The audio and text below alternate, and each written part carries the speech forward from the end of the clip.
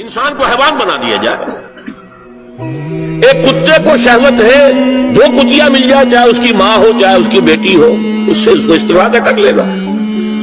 یہ انسانوں نے کیا قدریں لگا رکھی ہے؟ ماں، بیٹی، بہن، بیوی، کیا فرق ہے ان میں؟ عورت ہے وہ بھی عورت ہے، یہ بھی عورت ہے. اور خاندانی نظام کی جڑیں کھود ڈالی جائیں، گویا کہ انسان حیوان بن جائے. اور یہ نوٹ کر لیجئے پلیز، امریکہ کی عظیم قوت کو استعمال کرتے ہوئے، سول سپریم پاور آن ارتھ، آج یہ ہمارے گرد گھیرا تنگ کرتے چلے آ رہے ہیں کہ ہمارا معاشرتی نظام بھی تلپٹ ہو جائے، درہم برہم ہو جائے، ہماری اقدار بھی ختم ہو جائے، ہمارے ہاں بھی عورت مرد بالکل برابر ہونے کے مدعی ہو کر میدان میں آ جائیں، عورت مرد بن جائے، مرد عورت بن جائے، مردوں کی شادیاں ہو جائیں کہ ایک مرد شوہر اور ایک مرد بیوی اور رجسٹر ہو جائے شادی. لیسبینز کی شادیاں ہو جائیں کہ ایک عورت شوہر ایک عورت بیوی اور رجسٹر ہو جائے شادی. یہ سارا کام ناقل ارض ننقصها من اطرافها. اس کی مثال کیا ہے کہ پہلے اس پروگرام کے تحت 1994 میں کانفرنس ہوئی قاہرہ میں، عرب ورلڈ کا وہ مرکز ہے. دوسری ایک سال کے بعد کانفرنس کر دی بیجنگ میں، اور اس کے بعد بیجنگ +5 کانفرنس ہوئی ہے. نام اس کا کیا تھا کانفرنس کا؟ Women 2000، gender equality, development and peace for the 21st century. Preparatory document میں نمبر 1، ہومو سیکسولیٹی کو نارمل سیکسول اورینٹیشن قرار دیا جائے. کوئی جرم نہیں ہے مرد مرد سے شہوت نالی کرے. عمل قوم لوط، ایک شخص جو ہے عورت سے اپنی خواہش پوری کرنا چاہتا ہے، ایک مرد سے کرنا چاہتا ہے، تمہیں کیا اعتراض ہے؟ نمبر 3، عورتیں گھر کا کام کاج کرنے سے انکار کر دیں یا اس پر ویج طلب کریں، مزدوری دور میں محنت دو تب کام کریں. یہ چولہا جھونکنا، یہ روٹی پکانا، برتن دھونا، یہ اس کے لیے ہمیں اجرت چاہیے، لیبر.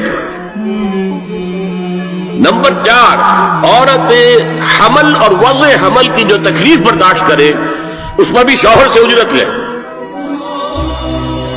نمبر 5، اگر کسی وقت کسی عورت کی طبیعت آمادہ نہ ہو ہم بستری کے لیے اور شوہر مجبور کرے تو اسے میریٹل ریپ قرار دیا جائے. یہ زنا بالجبر ہوگا جس کی سزا دی گئی.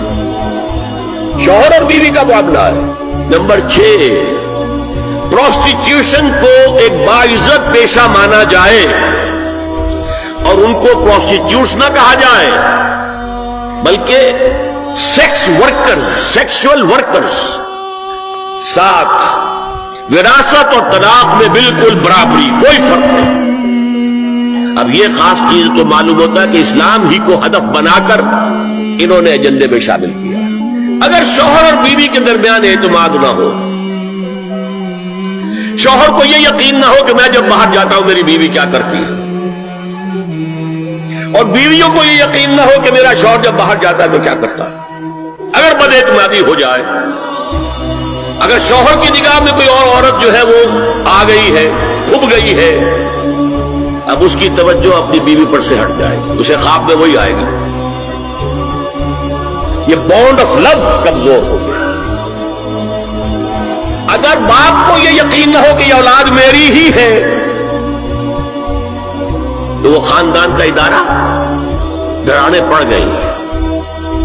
لہذا اس خاندان کے ادارے کو مضبوط رکھنے کے لیے سب سے اہم کام کیا ہے کہ جتنی بھی سیکشول اٹریکشن ہے یہ دو صنفوں میں، مرد اور عورت، یہ سینٹرڈ رہے، مرکوز رہے شوہر اور بیوی کے درمیان.